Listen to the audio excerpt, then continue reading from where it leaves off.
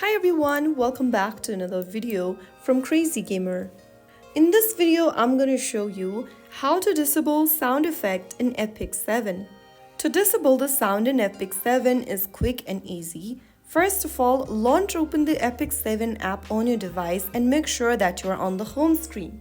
From the home screen, go ahead and tap on the menu button at the top right corner. Now, from the expanded menu, click on the gear button. This will then take you to the settings menu, from where you'll need to tap on the audio option at the top left. If you have enabled the sound effect, it'll look somewhat like this.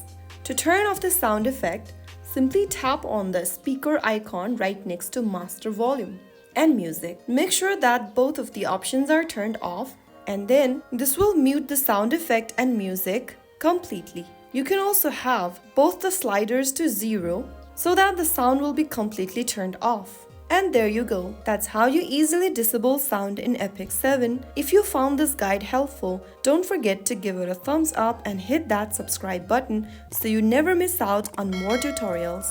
I'll see you in the next time. Thank you for watching.